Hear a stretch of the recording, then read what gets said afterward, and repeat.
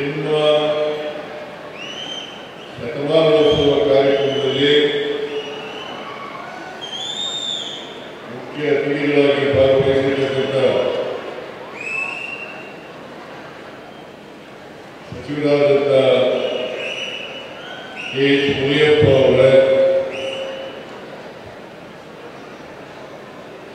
ಇನ್ನೊಬ್ಬರು ಪ್ರಾಥಮಿಕ ಮತ್ತು ಶಿಕ್ಷಣ ಸಚಿವರಾದಂಥ ಮಧು ಬಂಗಾರಪ್ಪ ಅವರ, ರಾಜಕೀಯ ಕಾರ್ಯದರ್ಶಿಗಳಾದಂಥ ಶ್ರೀ ನಜೀರ್ ಅಹಮದ್ ಅವರ,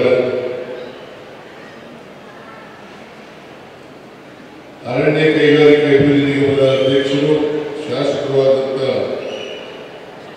ಬೇಳೂರು ಗೋಪಾಲಕೃಷ್ಣ ಅವರ,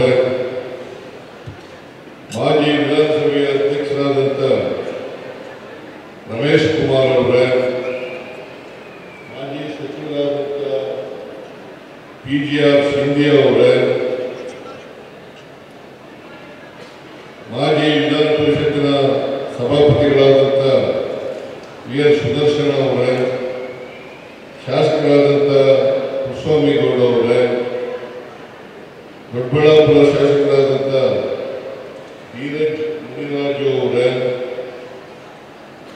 ಈ ಸಮಾರಂಭದ ಅಧ್ಯಕ್ಷರು ದೇವರಾಜ ಅರಸು ಎಜುಕೇಷನ್ ಟ್ರಸ್ಟ್ನ ಅಧ್ಯಕ್ಷರಾದಂಥ GH ನಾಗರಾಜ್ ಅವರ, ಉಪಾಧ್ಯಕ್ಷರಾದಂಥ ರಾಜೇಂದ್ರ ಅವರ, ಮಾಜಿ ಶಾಸಕರಾದಂಥ ವೆಂಕಟರಮಣಪ್ಪ ಅವರ, ವಿಧಾನ ಪರಿಷತ್ತಿನ ಮಾಜಿ ಸದಸ್ಯರಾದಂಥ MC ವೇಣುಗೋಪಾಲ್ ಅವರ, ಕರ್ನಾಟಕ RID ಸಂಘದ ಅಧ್ಯಕ್ಷರಾದಂಥ ತಿಮ್ಮೇಗೌಡ ಅವರ, ಕಾಂಗ್ರೆಸ್ ಪಕ್ಷದ ಮುಖಂಡರಾದಂಥ ಶಿವಣ್ಣ ಅವರ, ಟ್ರಸ್ಟ್ನ ಕಾರ್ಯದರ್ಶಿಗಳಾದಂಥ ಹನುಮಂತರಾಜು ಅವರ, ದೇವರಾಜು ಎಜುಕೇಷನ್ ಟ್ರಸ್ಟ್ನ ಸದಸ್ಯರಾದಂಥ ರಾಜೇಶ್ ಜಗದಾಳೆ ಅವರ, ಮಾಜಿ ಸಚಿವರಾದಂಥ ರಾಣಿ ಮಾಜಿ ಸದಸ್ಯರಾದಂಥ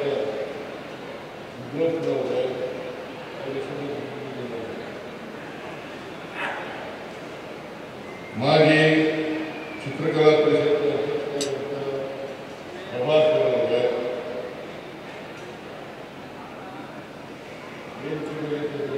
ಎಲ್ಲ ಆಹ್ವಾನಿತ ಗಣ್ಯರೇ, ಇಲ್ಲಿ ನೆರೆದಿರ್ತಕ್ಕಂಥ ಆತ್ಮೀಯ ಅಣ್ಣ ತಮ್ಮಂದಿರ, ಅಕ್ಕ ತಂಗಿಯರೇ, ದಿವಂಗತ ಜಾಲಪ್ಪನವರ ಅಭಿಮಾನಿಗಳೇ, ಮಾಧ್ಯಮದ ಸ್ನೇಹಿತರೆ, ಸಮಯ ಬಹಳಷ್ಟು ಆಗಿದೆ. ಆದ್ರಿಂದ ನಾನು ಜಾಸ್ತಿ ಮಾತಾಡಬೇಕು ಅಂತಿದ್ದೆ, ಇವತ್ತು ಜಾಸ್ತಿ ಮಾತಾಡಕ್ಕೆ ಹೋಗಲ್ಲ. ಕಾರಣ ಯಾಕಪ್ಪ ಅಂತಂದ್ರೆ, ನೀವೆಲ್ಲರೂ ಕೂಡ ಹಸುವು ಇದ್ದೀರಿ.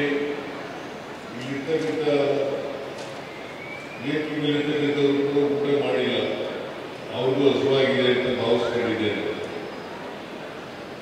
ಮತ್ತೆ ಸ್ವಲ್ಪ ಜನ ಖಾಲಿ ಮಾಡಿಬಿಟ್ಟಿದ್ದಾರೆ. ಪ್ರಾರಂಭದಲ್ಲಿ ಇದ್ದಷ್ಟು ಜನ ಈಗಿಲ್ಲ. ಆದ್ರಿಂದ ರಮೇಶ್ ಕುಮಾರ್ ಹೇಳ್ತಾರೆ ಕಡಿಮೆ ಮಾತಾಡೋದಂತ, ಊಟ ಮಾಡಬೇಕು, ಸಮಯ ಆಗಿದೆ, ಕಡಿಮೆ ಮಾತಾಡುವಂತ ಹೇಳಿ, ಅದಕ್ಕೋಸ್ಕರ ನಾನು ಹೆಚ್ಚು ಮಾತಾಡಲಿಕ್ಕೆ ಹೋಗಲ್ಲ.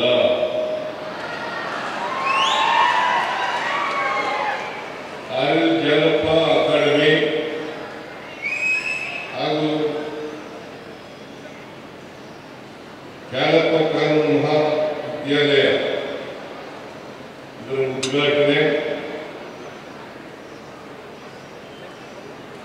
RL ಜಾಲಪ್ಪ ಶತಮಾನೋತ್ಸವ ಭವನ ಹಾಗೂ ದೇವರಾಜ ಅಂತಾರಾಷ್ಟ್ರೀಯ ವಸತಿ ಶಾಲೆ ನೂತನ ಕಟ್ಟಡಗಳ ಶಿಲಾನ್ಯಾಸ,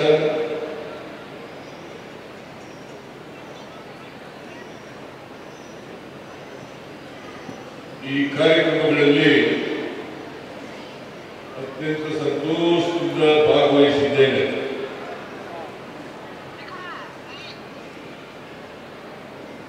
ಅದರ ಜೊತೆಗೆ ಆರ್.ಎನ್. ಜಾಲಪ್ಪ ಅವರ ಜೀವನ ಪಥ ಹೃದಯವಂತ ಅಂತಕ್ಕಂಥ ಪುಸ್ತಕದ ಲೋಕಾರ್ಪಣೆಗಳನ್ನು ಮಾಡಿದ್ದೇವೆ.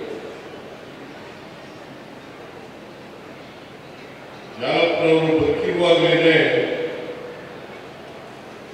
ಇಂಥ ಜೀವನ ಪಥ ಪುಸ್ತಕ ಬಿಡುಗಡೆ ಆಗಬೇಕಾಗಿತ್ತು. ಆದರೆ ಅವರು ಸತ್ತ ಮೇಲೆ ಈ ಪುಸ್ತಕ ಬಿಡುಗಡೆಯಾಗಿದೆ. ಈ ಪುಸ್ತಕವನ್ನ ಅತ್ಯಂತ ಸಂತೋಷದಿಂದ ಬಿಡುಗಡೆಯನ್ನು ಮಾಡಿದ್ದೇನೆ ಅಂತಕ್ಕಂಥ ಮಾತುಗಳನ್ನು ಹೇಳಲಿಕ್ಕೆ ಬಯಸ್ತೇನೆ. ಪ್ರೊಫೆಸರ್ ರವಿಶಂಕರ್ ಅವರು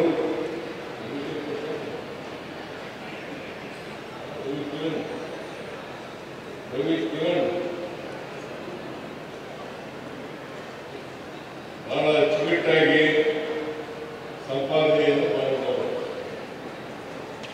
ನಾನು ಕೂಡ ಈ ಪುಸ್ತಕಕ್ಕೆ ಮುನ್ನುಡಿಯನ್ನು ಬರೆದಿದ್ದೇನೆ.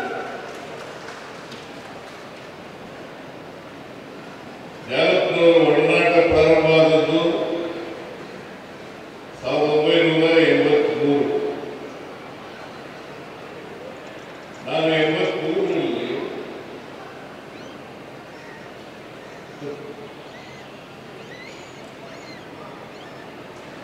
ಇಂಡಿಪೆಂಡೆಂಟ್ ಆಗಿ ಗೆದ್ದಿದ್ದೆ. ಜಾಲಪ್ಪನವರು ರಾಮಕೃಷ್ಣ ಹೆಗ್ಡೆಯವರು ಮಂತ್ರಿಯಾಗಿದ್ದರು, ಸಹಕಾರ ಸಚಿವರಾಗಿದ್ದರು. ನಮ್ಮಲ್ಲಿ ಮೈಸೂರು ತಾಲೂಕು ಅಲ್ಲಿ APMC ಬದಲಾವಣೆ ಮಾಡಬೇಕಾಗಿತ್ತು. ಹಳೆ APMCಯಿಂದ ಹೊಸ APMCಗೆ ಬದಲಾವಣೆ ಮಾಡಬೇಕಾಗಿತ್ತು.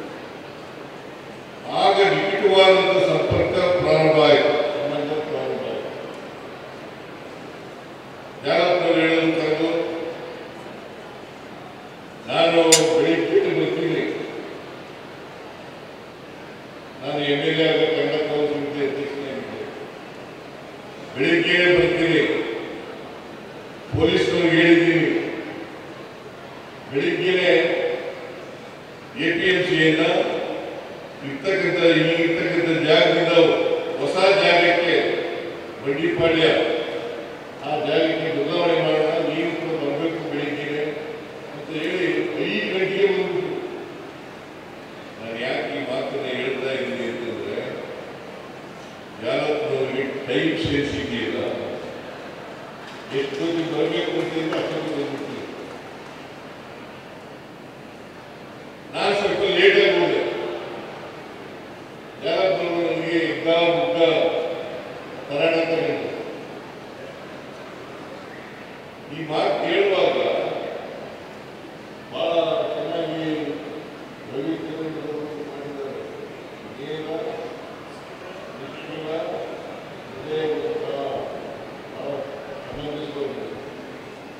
ಬಹಳ ಸಮಂಜಸವಾಗಿರ್ತಕ್ಕಂಥದ್ದು ಅವರ ಕ್ಯಾರೆಕ್ಟರ್. ಅದನ್ನ ನೇರ ನಿಷ್ಠುರ ಹೃದಯವಂತ. ಆ ಪುಸ್ತಕದ ಹೆಸರು. ಇದನ್ನ ಬಹಳ ಜಾಲಪ್ಪನವರ ಸಂಪೂರ್ಣ ಚಿತ್ರ ಇದನ್ನ ಅಡಗಿದೆ ಅಂತ ಮಾತುಗಳನ್ನು ಹೇಳಲಿಕ್ಕೆ ಬಯಸ್ತಾ ಇದ್ದೇನೆ. ಅವರು ರೈತರ ಬಗ್ಗೆ ಬಹಳ ಅಪಾರವಾದಂಥ ಕಾಳಜಿ ಇಟ್ಕೊಂಡಿದ್ರು. ಜೊತೆಗೆ ರೈತರ ಬಗ್ಗೆ, ಕೃಷಿ ಬಗ್ಗೆ ಬಹಳ ಕಾಳಜಿ ಇಟ್ಕೊಂಡು ಜೀವನದುದ್ದಕ್ಕೂ ಕೂಡ ರೈತರಿಗೆ ಸಹಾಯ ಮಾಡತಕ್ಕಂಥ ಕೆಲಸವನ್ನು ಮಾಡಿದ್ರು. ಅದಕ್ಕೆ ಅವರು ಸಹಕಾರ ಮಂತ್ರಿಯಾಗಿರಲಿ ಅಥವಾ ರೆವಿನ್ಯೂ ಮಂತ್ರಿ ಆಗಿರಲಿ ಅಥವಾ ಪೊಲೀಸ್ ಇಲಾಖೆಯ ಸಚಿವರಾಗಿರಲಿ ಎಲ್ಲ ಇಲಾಖೆಗಳಲ್ಲೂ ಕೂಡ ಅವ್ರದ್ದೇ ಆದಂಥ ಹೆಜ್ಜೆ ಒಬ್ಬ ದಕ್ಷ ಆಡಳಿತಗಾರರು ಕೂಡ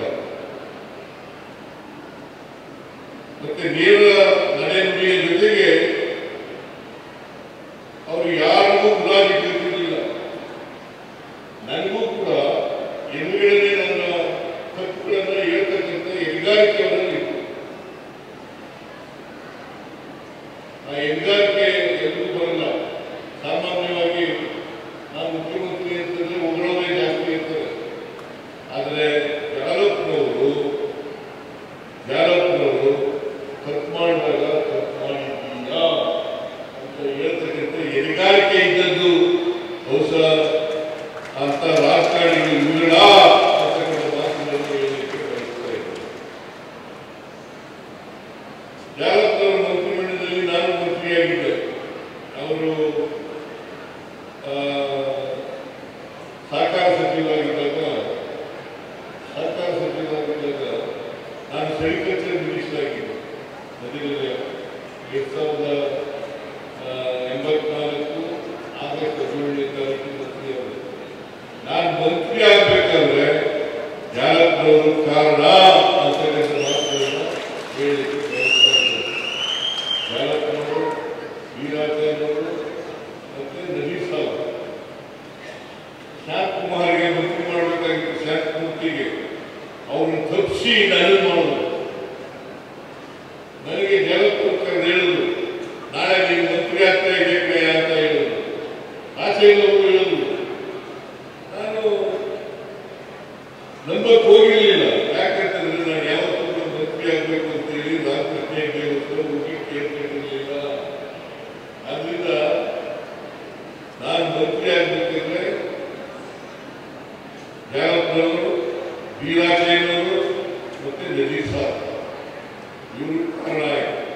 ಈಗ 40 ವರ್ಷಗಳ ಹಿಂದೆ ಮಾತು ಇತ್ತು. ಆಮೇಲೆ 2084 ಅಂತ ಅನ್ಸುತ್ತೆ. ವಿ.ಎನ್. ಪಾಟೀಲ್ ನೇತೃತ್ವದಲ್ಲಿ ವಿ.ಎನ್. ಪಾಟೀಲ್ ಗುರುಮೂರ್ತಿ ನಾಗರಾಜ್ ಇಬ್ಬರು ಒಂದು ಸಮ್ಮೇಳನ ಮಾಡೋದು ಲಾಲ್ಬಾಗ್ನಲ್ಲಿ. ಅಲ್ಲಿ ಕುರುಬರು ಸಮ್ಮೇಳನ ಮಾಡಿದಾಗ ರಾಮಕೃಷ್ಣ ಹೆಗಡೆ ಅವರು ಬಂದಿದ್ದರು.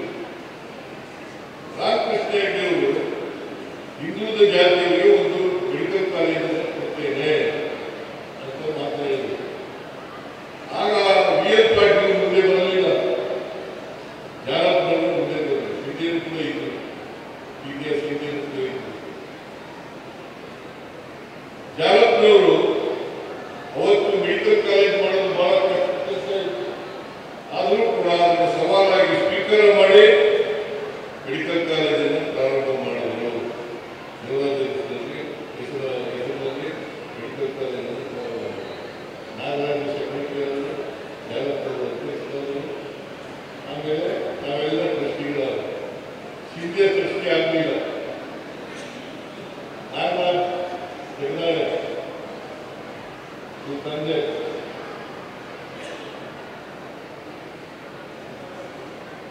ಈ ತಂದೆಯವರನ್ನ ಜಗ್ಗಾರಿಯವರು ಟ್ರಸ್ಟಿಯಾದರು, ನಾನು ಟ್ರಸ್ಟಿಯಾದೆ. ನಾವೆಲ್ಲ ಪ್ರಾರಂಭದಲ್ಲೇ ಟ್ರಸ್ಟಿಯಾದವರು. ಆಮೇಲೆ ಜಾಲಪ್ನವ್ರು ಹೇಳಿದ್ರು ನನಗೆ ಒಂದ್ಸರಿ, ನೀನು ಯಾವುದೇ ಟ್ರಸ್ಟ್ ಮೀಟಿಂಗ್ ಬರದೇ ಇಲ್ಲ, ನೀನು ಬೇಡ ಪಕ್ಷ ಬರೋದು ಬೇಡ ನೀನು ಅಂತ. ಓಕೆ ಅಂತ ಹೇಳ್ತಾರೆ. ನನ್ನ ಟ್ರಸ್ಟಿಶಿಪ್ ಇಂದ ತಳ್ಳಾಕ್ಬೋದು. ಆಮೇಲೆ ಈಗ ನಾಗರಾಜು ನನ್ನ ಮಗನ ಟ್ರಸ್ಟಿ ಮಾಡ್ಕೊಂಡಿದ್ದಾರೆ. ಅವರು ಮೀಟಿಂಗ್ ಗೊತ್ತಾಯಿಲ್ಲ ಅಂತ ಗೊತ್ತಾಯಿಲ್ಲ.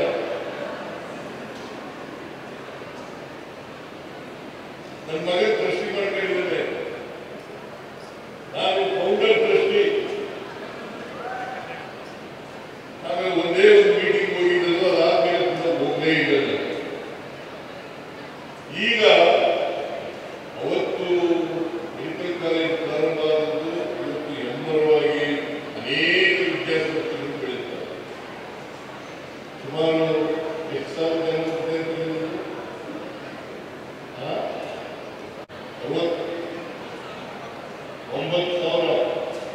9,000 ವಿದ್ಯಾರ್ಥಿಗಳಿದ್ದಾರೆ ನೋಡಿ. 150 ವಿದ್ಯಾರ್ಥಿಗಳಿಂದ ಪ್ರಾರಂಭ ಆಯಿತು. ಈಗ 9,000 ವಿದ್ಯಾರ್ಥಿಗಳಿದ್ದಾರೆ. ಜಾಲಪ್ಪನವರು ನಾವು ನೆನಪಬೇಕಾಗ್ತದೆ. ಇಷ್ಟೊಂದು ದೊಡ್ಡ ವಿದ್ಯಾಸಂಸ್ಥೆಗಳನ್ನು ಕಟ್ಟಿ ಬಹಳ ದೀರ್ಘಕಾಲ ಬದುಕಿ ಅವರು ಬರೀ ರೈತರ ಪರವಾಗಿರಲಿಲ್ಲ, ಶಿಕ್ಷಣದ ಪ್ರೇಮಿಯೂ ಕೂಡ ಆಗಿದ್ದರು.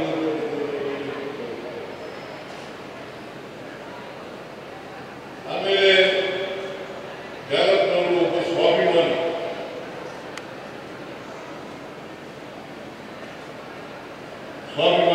ಯಾಕೆ ಮಾತು ಹೇಳ್ತಾ ಇದ್ದೀನಿ ಅಂತಂದ್ರೆ 1996ರಲ್ಲಿ ದೇವೇಗೌಡರು ಪ್ರಧಾನಮಂತ್ರಿ ಆದಾಗ ನಾನು ಹೋಗಿದ್ದೆ.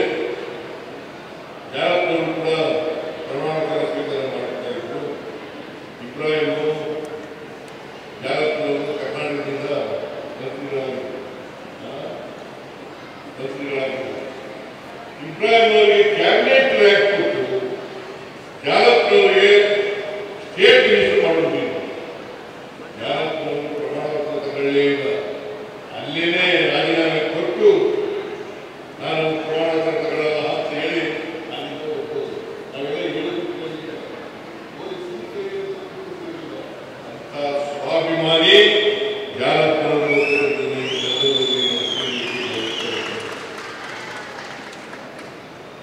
ನಮ್ಮ ಸಂಬಂಧ ಹೆಂಗಿತ್ತಪ್ಪ ಅಂತಂದ್ರೆ ನಾನು ಅವರ ಮನೆಯ ಸದಸ್ಯನಾಗೆ ನೋಡ್ತಾ ಇದ್ದೆ. ನಾನು ನನ್ನ ರಾಜಕೀಯ ಭವಿಷ್ಯ ರೂಪಿತ ಆಗ್ಬೇಕಾದ್ರೆ ಇವತ್ತು ಜಾಲಪ್ಪನವರು ಈ ಸ್ಥಾನಕ್ಕೆ ಬಂದಿದ್ರೆ ಜಾಲಪ್ಪನವರು ಕಾರಣ ಅಂತ ಮಾತನಾಡಿ 96ರಲ್ಲಿ ದೇವೇಗೌಡರು ಪ್ರಧಾನಮಂತ್ರಿಯಾಗಿ ಹೋದ್ಮೇಲೆ ಮುಖ್ಯಮಂತ್ರಿ ಆಗಿದ್ದರು. ಇನ್ನು ಪ್ರಧಾನಮಂತ್ರಿ ಆಗಿ ಹೋದ್ಮೇಲೆ ನನಗೆ ಮುಖ್ಯಮಂತ್ರಿ ಸ್ಥಾನ ಕೊಡಬೇಕು ಅಂತೇಳಿ ಹಠ ಮಾಡಿದವರಲ್ಲಿ ಜಾಲಪ್ಪನವರು ಕೂಡ ಒಬ್ಬರು ಅಂತಕ್ಕಂಥ ಮಾತುಗಳನ್ನ ಮೊದಲಿಗರು ಅಂತಕ್ಕಂಥ ಮಾತುಗಳನ್ನ ಹೇಳಲಿಕ್ಕೆ ಬಯಸ್ತಾ ಇದ್ದಾರೆ. ಅವ್ರಿಗೆ ಸಿದ್ದರಾಮಯ್ಯ ಮುಖ್ಯಮಂತ್ರಿ ಆಗಲೇಬೇಕು ಅಂತಕ್ಕಂಥ ಕನಸನ್ನ ಕಂಡಿದ್ರು. ನಾನು ಇವತ್ತು ಬಹುಶಃ ಮುಖ್ಯಮಂತ್ರಿ ಆದ್ಮೇಲೆ ನಾನು ಅನೇಕ ಸಾರಿ ಜಾಲಪ್ಪನನ್ನು ಭೇಟಿ ಮಾಡಿದ್ದೀನಿ. ಉಗ್ರಪ್ಪಗೆ ಕೂತಿದ್ದಾರೆ. ಯಾವಾಗ ಉಗ್ರಪ್ಪಗೆ ಫೋನ್ ಮಾಡೋರು ನನಗೆ ಜೆ.ಪಿ. ನಾರಾಯಣ ಸ್ವಾಮಿ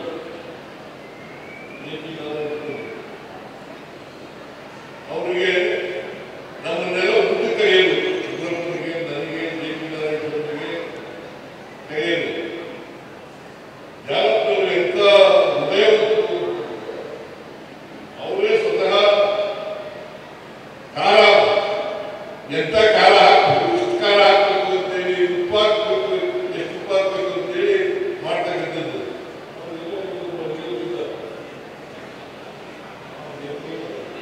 ಈಗ ಸನ್ಮಾನ ಮಾಡೋದಲ್ಲ ನಂಜಿ ಅವರಿಗೆ ನಂಜಿ ತುಪ್ಪ ದೋಸೆ ಹಾಕುವಂತ ಜಾಲಪ್ಪ. ತುಪ್ಪ ದೋಸೆ ತುಪ್ಪ ದೋಸೆ ಮಾಡಿಸಿ ಜಾಲಪ್ಪನಲ್ಲಿ ಜಾಲಪ್ಪನ ಮನೆಯಲ್ಲಿ ವಿಶೇಷವಾಗಿ ತುಪ್ಪ ದೋಸೆ ಮಾಡ್ತಾರೆ.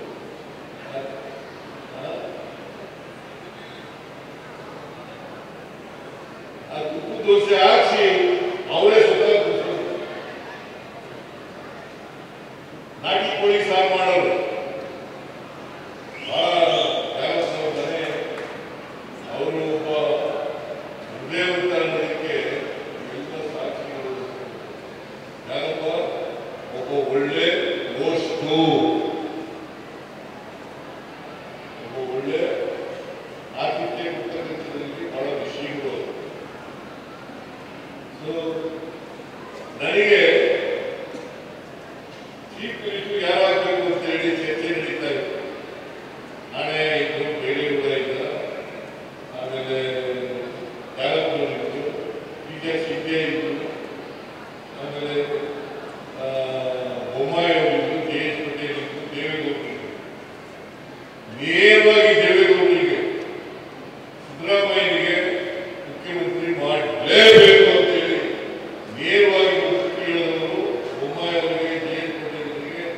ನನಗೂ ಜೆ.ಎಸ್. ಪಟೇಲ್ ಬದಿಯಲ್ಲಿ ಜೆ.ಎಸ್. ಪಟೇಲ್ ಆಗಬೇಕ, ನಾನಾಗಬೇಕು ಮುಖ್ಯಮಂತ್ರಿ. ಆಗ ನೇರವಾಗಿ ದೇವೇಗೌಡರಿಗೆ ನನ್ನನ್ನು ಮುಖ್ಯಮಂತ್ರಿ ಮಾಡಬೇಕು ಅಂತ ಹೇಳಿದವರು ಜಾಲಪ್ಪನವರು.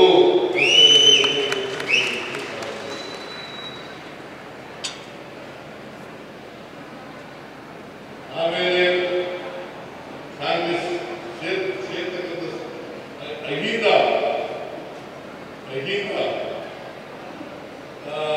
ವಾರ್ಕರ ಅಂತ ಒಂದು ಲಾಯರ್ ಇದ್ರು ಕೋಲಾರದವರು. ಜಾಲಪ್ಪನವರು ಒಂದು ಅಹಿಂದ ಸಮಾವೇಶ ಮಾಡೋಣ ಕೋಲಾರದಲ್ಲಿ ಅಂತ ಹೇಳಿದ್ರು. ಆಯ್ತು, ಮಾಡಿ ಇರ್ತದೆ. ಖರ್ಚೆಲ್ಲ ಜಾಲಪ್ಪನವರೇ ಆಗ್ತಿದ್ರು. ನಾನು ನನ್ನನ್ನು ಉದ್ಘಾಟಕರಾಗಿ ಕರ್ತಾ ಹೋಗಿದ್ರು ಜಾಲಪ್ಪನವರು. ದೊಡ್ಡ ಸಮಾವೇಶ, ಅಹಿಂದ ಸಮಾವೇಶ. ಮುನಿಯಪ್ಪನವರು ಬಂದಿದ್ರು, ಟಿ.ಆರ್. ಸಿದ್ದೇಶ್ವರ ಬಂದಿದ್ದಾರೆ ಅಂತ ಅನ್ಸುತ್ತೆ.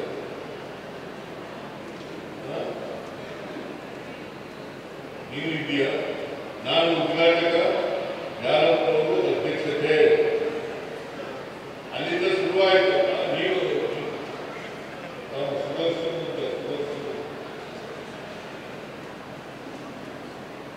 ಎಲ್ಲಕ್ಕಿಂತ ಬಹಳ ಮುಖ್ಯವಾಗಿ ಏನಪ್ಪ ಅಂತಂದ್ರೆ, ಜಾಲಪ್ಪನವರು ಸಾಮಾಜಿಕ ನ್ಯಾಯದ ಪರ ಇದ್ದರು. ಹಿಂದುಳಿದವರು ಅಷ್ಟೇ ಇಲ್ಲ, ಯಾರು ಬಡವರಿದ್ದಾರೆ, ಯಾರು ರೈತರಿದ್ದಾರೆ, ಅವರಿಗೆ ನ್ಯಾಯ ಸಿಗಬೇಕು ಅನ್ನತಕ್ಕಂಥದ್ದು ಅವರ ಅಚಲವಾದಂಥ ನಂಬಿಕೆಯಾಗಿತ್ತು. ಅದರಿಂದ ಜಾಲಪ್ಪನವರಿದ್ದಾರಲ್ಲ, ಬಹಳ ಇದು ಹಠ, ಅದನ್ನ ಸಾಧಿಸದೆ ಬಿಡ್ತಿರ್ಲಿಲ್ಲ. ಏನಾದ್ರು ಅವ್ರ ಮನಸ್ಸಿನಲ್ಲಿ ಇಂಥದ್ದು ಮಾಡಬೇಕು ಅಂತ ಬಂದ್ರೆ ಅದನ್ನ ಮಾಡೇ ತಿಳ್ತಿದ್ರು. ಆಮೇಲೆ ನಾನು 16 ಬಜೆಟ್ಗಳನ್ನು ಮಂಡಿಸ್ಬೇಕಾದ್ರೆ, ನಾನು ಹಣಕಾಸಿನ ಮಂತ್ರಿ ಆಗ್ಬೇಕಾದ್ರೆ ಜಾಲಪ್ಪನವ್ರನ್ನ ಕಾರಣ ಅಂತಕ್ಕಂಥ ಮಾತುಗಳನ್ನು ಹೇಳಲಿಕ್ಕೆ ಬಯಸ್ತೇನೆ. ಯಾಕಂತಂದ್ರೆ ನಾನು ಸಿಂಧ್ಯ, ದೇವೇಗೌಡ, ಜಾಲಪ್ಪ. ಸಿಂಧಿ ಜ್ಞಾಪಕ ಇದೆಯಾ? ಜಾಲಪ್ಪನ ಗೆಸ್ಟ್ ಹೌಸ್ ಅಲ್ಲಿ ಕೂತ್ಕೊಂಡು ಮಂತ್ರಿಮಂಡಲ ಮಾಡಬೇಕು. ಸಿಂಧೆ ಅವರು ನನಗೆ ಹೋಗಬೇಕು ಅಂತಂದ್ರೆ, ಜಾಲಪ್ಪನವರು ನಾನು ರೆವಿನ್ಯೂ ಬೇಕು ಅಂತಂದ್ರೆ, ಆಗ ಜಾಲಪ್ಪನವರು ಇದೆಲ್ಲ ನೀವು ಫೈನಾನ್ಸ್ ತಗೋ, ನಾನು ರೆವಿನ್ಯೂ ಮಿನಿಸ್ಟರ್ ಆಗ್ತೀನಿ ಅಂತ ಹೇಳಿದ್ರು. ಆಮೇಲೆ ನಾವು ಅಲ್ಲಿ ನಾನು finance minister, Shinde home minister, Jalappa revenue minister, ದೇವೇಗೌಡರು ಮುಖ್ಯಮಂತ್ರಿ. ನಾವು 4 ಜನ ಕೂತ್ಕೊಂಡು ತೀರ್ಮಾನ ಮಾಡಿದ್ರೆ, ಆಮೇಲೆ ರಾಮಕೃಷ್ಣ ಹೆಗಡೆ ಅವರು, ಬೊಮ್ಮಾಯಿ ಅವರು, ಜೆ.ಎಸ್. ಪಟೇಲ್ ಅವರೆಲ್ಲ ಕೆಲವನ್ನೆಲ್ಲ ಮಂತ್ರಿಮಂಡಲಕ್ಕೆ ಸೇರಿಸ್ತಕ್ಕಂಥ ಕೆಲಸವನ್ನು ಮಾಡಿದ್ರು. ಅದರಿಂದ ಜಾಲಪ್ಪನವರು ಒಬ್ಬ ಒಳ್ಳೆಯ ಸ್ನೇಹಿತ ಅಷ್ಟೇ ಅಲ್ಲ, ಅವರನ್ನು ಕಳ್ಕೊಂಡಿರ್ತಕ್ಕಂಥದ್ದು ಒಬ್ಬ ನಮ್ಮ ಮನೆಯ ಹಿರಿಯಣ್ಣನನ್ನ ಕಳ್ಕೊಂಡಷ್ಟೇ ನೋವಾಗ್ತದೆ ಅಂತಕ್ಕಂಥ ಮಾತುಗಳನ್ನು ಈ ಸಂದರ್ಭದಲ್ಲಿ ಇನ್ನು ಜಾಲಪ್ಪನವರು ಬಹಳ ಅಪರೂಪದ ರಾಜಕಾರಣಿ. ಕರ್ನಾಟಕ ಕಂಡಂತ ಅಪರೂಪದ ರಾಜಕಾರಣದಲ್ಲಿ ಒಬ್ಬರು ಅಂತಕ್ಕಂಥದ್ದು. ಮತ್ತೆ ಧೈರ್ಯ ಬಹಳ ಚೆನ್ನಾಗಿತ್ತು, ಬಹಳ ಧೈರ್ಯವಂತರು, ಛಲಗಾರರು, ಹೃದಯವಂತರು.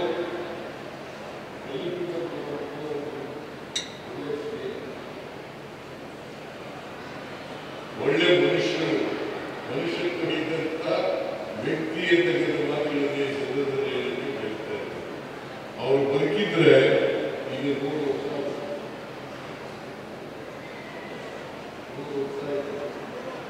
96 ವರ್ಷ ಬದುಕಿದ್ರು.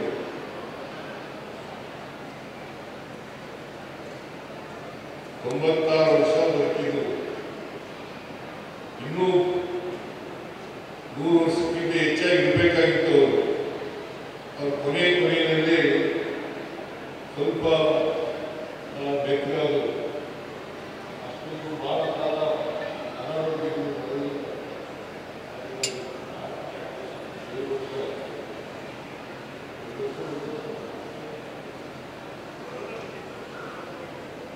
ಕೊರೋನಾ ವಾಸಿಯಾಗಿದೆ.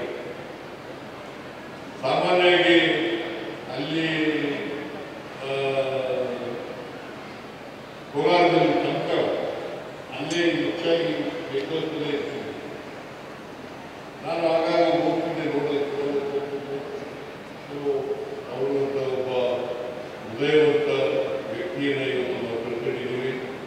ಅವರಿಗೆ ಶಾಂತಿ ಬರುತ್ತೆ, ಶಾಂತಿ ಬರುತ್ತೆ. ಅವರ ಆದರ್ಶಗಳು, ಅವರು ನಂಬಿದಂಥ ವಿಚಾರಗಳು, ಅವುಗಳನ್ನು ನಾವು ಮುಂದುವರಿಸತಕ್ಕಂಥ ಕೆಲಸವನ್ನು ಮಾಡೋಣ ಅಂತಕ್ಕಂಥ ಮಾತುಗಳನ್ನು ಈ ಸಂದರ್ಭದಲ್ಲಿ ಹೇಳಿ, ಜಾಲತ್ನವರ ಕುಟುಂಬವರ್ಗದವರಿಗೆ ಶಕ್ತಿ ಕೊಡಲಿ ಹೇಳಿ ಮತ್ತೊಮ್ಮೆ ಪ್ರಾರ್ಥನೆಯನ್ನು ಮಾಡಿ ನನ್ನ ಮಾತುಗಳನ್ನು ಮುಗಿಸ್ತೇನೆ. ಜೈ ಹಿಂದ್, ಜೈ ಕರ್ನಾಟಕ.